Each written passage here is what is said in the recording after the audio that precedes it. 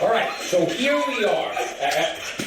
So every dog is the same, right? It doesn't matter, pit bull, this is a six different species of different breeds of dog, and of course a beautiful collie, Dill.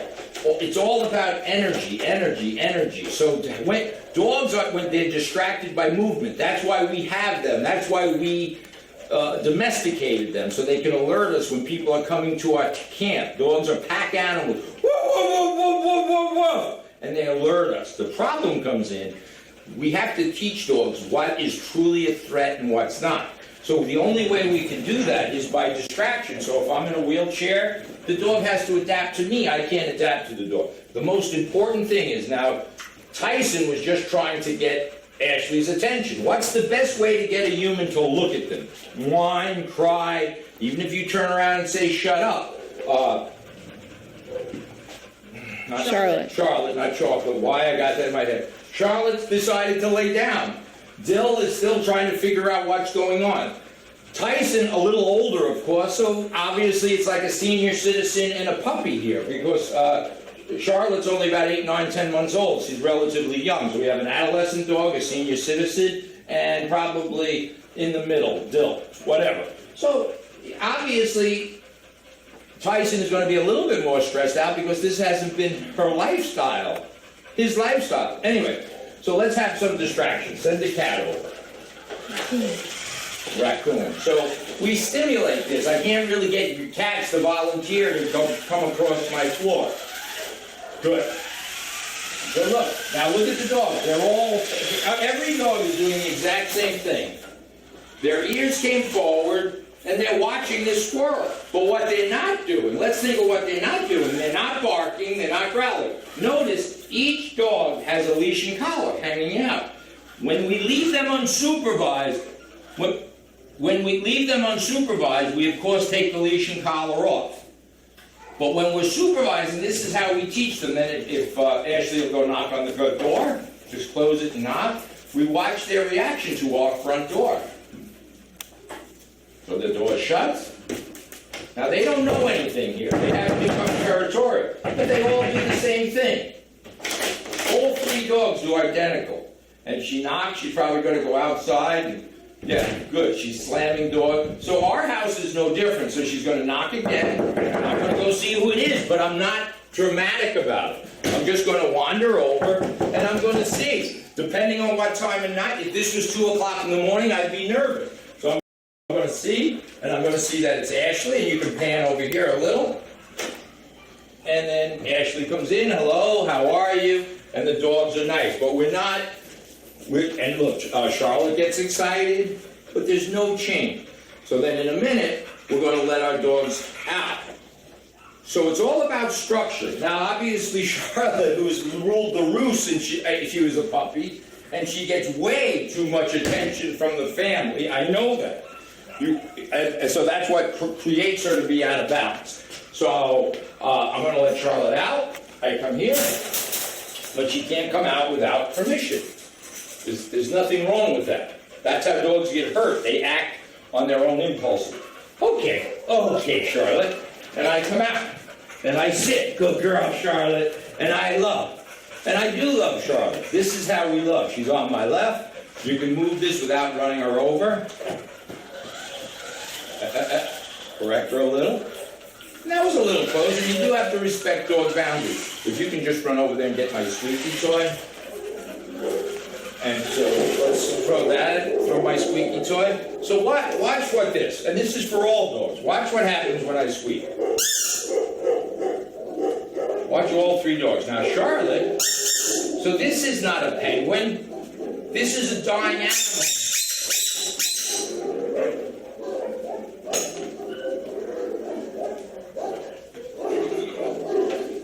Good girl, Charlotte. So I want to give her permission. I have to give her permission to kill the dying animal.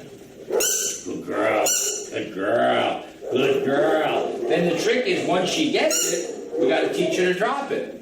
Watch. Good girl, Charlotte. I love her. What does she want to do? She wants to take the dying animal to its den. What do dogs do with squeakers?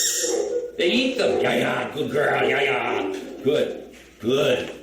All right. Good girl. So the point of the matter is, if she picks something up, good girl, Charlotte, good. So I'm going to let her go, free time, good girl. Good, now somebody came in, who's there? Huh? Talia?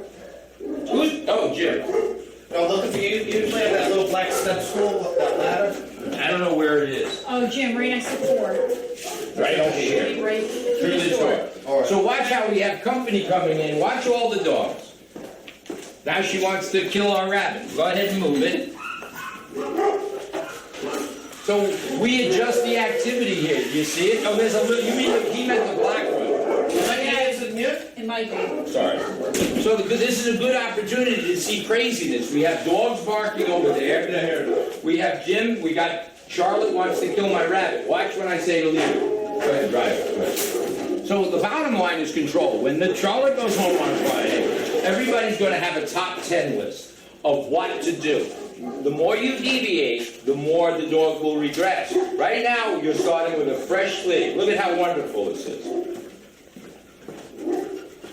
Who's the #1 victim of dog bites behind children? Construction workers, plumbers, electricians, carpenters, because they're coming into what they perceive, the dogs think is their territory. They're usually carrying something. Dogs see in a very kind of black and whitish, and they hear noises. So that's Charlotte. Now my next doggie is Dill. And notice Charlotte is following me. That's kind of the irony, right? I didn't ask her to. Why? Charlotte. So big bad Tyson scared Charlotte. That's what dogs do. So just because I want to work with another dog, I'm going to put Charlotte. Watch how easy. Now let's just say you're fed up, you're having a party, you tell the dog, Charlotte, go place. Place. Place is the word, the sound, to let a dog go. Boom, close it. Now, Charlotte can't jump on anybody, you can't steal food from anybody, she's in her place. Next doggy, Dill. I wait a little bit. Understand, each dog, regardless of their breed, has a slightly different personality, just like humans. Okay, Dill. Good, Dill. Good. And then maybe in a little while we'll bring we'll bring Scout out. So here's the same thing. Move your car.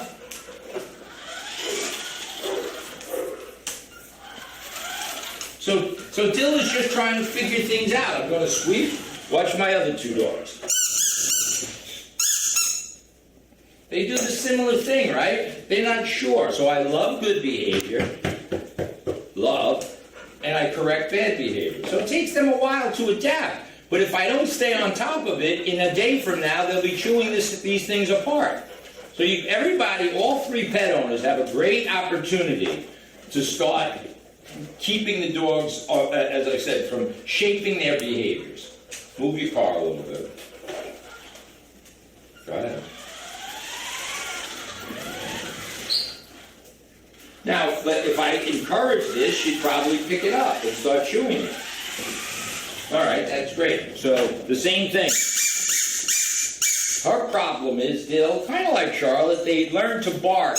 And by barking, they control their life. And to some degree, Tyson, ironically, they're all the same. So I'm going to tell Dill to go back to her place. This place. Go place. Go place. Go place. Look. She sees herself in the window. Go place. Good. So it took her a minute to figure that out, but I'm not yelling and screaming. So I didn't even get up, right? But she started coming here. She's not used to this in here. She saw a reflection, not her. And then she went in, she walked a little bit. Now we have Tyson. We look at his behavior. He's not looking at it. He's a little pissed off. There is a point where they can't control their environment.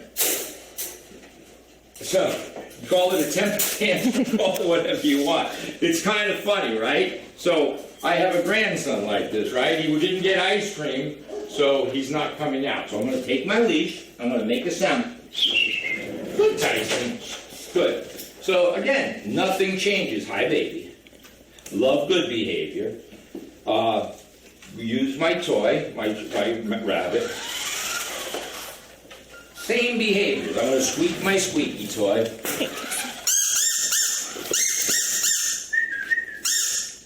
I got good. Tyson. So, and here's the funny thing. Dogs, he's very food motivated, as you can see by his bite. He's kind of like me. He's plump. So he's food motivated. Some dogs are not motivated by food. Some dogs are motivated by play. All dogs are motivated by something, just like humans. So, good girl. Boy. So I love good behavior. Leash and collar is always on. This leash and collar, the one we give you. Go knock on the door. I'm relaxed. Ears are up. Good. Good. There's no drama. In fact, if somebody comes and they were afraid of dogs, Tyson, go place. Go place. Go place.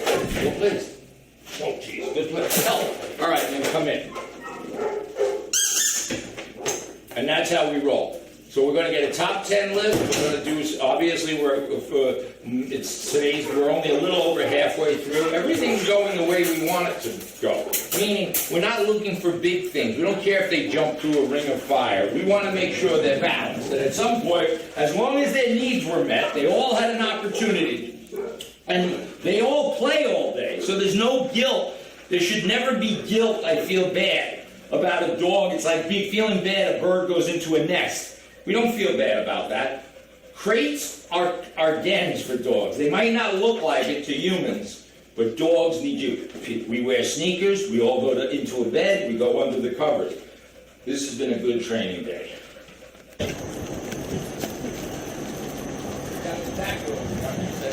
Come over this way. Smiling and back. Just come to a stop. That's good. Sit. Come by me, please. How are you? Good. How you doing? Good. Good, good. This is how we roll. High five. So this is what we want. We want a change in energy. And the dog needs to be balanced. This is perfect. And we're going to work on this a little bit more inside. So it's not only inside, it's outside. But it's leadership that makes this happen. Not a lot of talk, not a lot of eye contact, not a lot of bending down. Dog's down no matter what's happening within reason. Now if somebody comes over and pets him, Tyson pets him, and he's got an ear infection and he bites the person, well, sorry about that. Good. Good.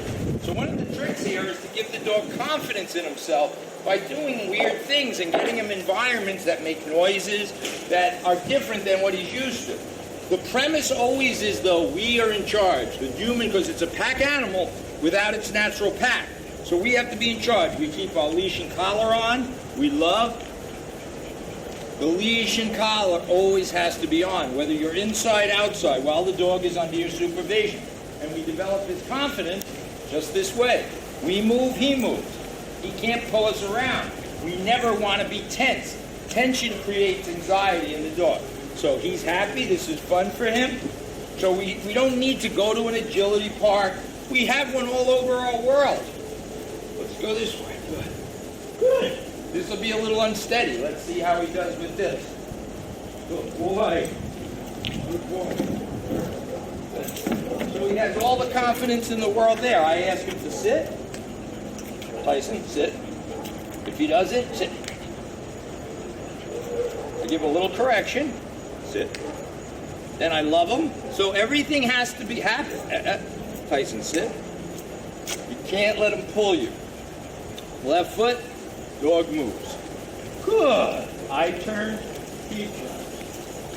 Eventually we drop. Good dog, Tyson. We drop the leash, but right now I want him to go to the bathroom, so I let him go. Okay. Good dog. So we pick everything. He doesn't decide where to go. You can see that he's very happy. He's actually happier. You see a dog, when they have good leadership. Leadership doesn't mean talking. We don't talk to dogs. We love good behavior, and good behavior is just being balanced. When he gets out of balance, try to correct him before that. So we know that certain things, doorbells ringing, etc., might get him out of balance. So we expose him to as many things as we can. And we still have a few more days. We're doing really well. And at the end of this, we'll do a top 10 things for you to remember. When he pulls, watch what happens. Good girl, boy. And I love it. It's simple. It's not strained. So anybody can do this. You don't, but it's not, it's a lot of body language. We're not staring, talking, pointing, yelling, screaming. Okay. All right, so as we go here, now that we've built his confidence up, he's super confident. So he just jumped, rather than go in the crate, he jumped on top of it. So his confidence is, let's just put, hang on, cut for a minute. So anyway, just present this as this is inside. So now that he may have lost a pound or two, we're working on his agility. When I want to feed him or give him a treat, I tell him to go place, stay. And for that behavior, I give him a treat. This is the only time he's ever going to get a treat. Only time he gets, ow, second time today. The only time the dog gets any morsel of food, that's his regular dinner or treat, is when he goes to a place. This mat, this way when people knock on the door, there's no reaction on his part. If I drop food,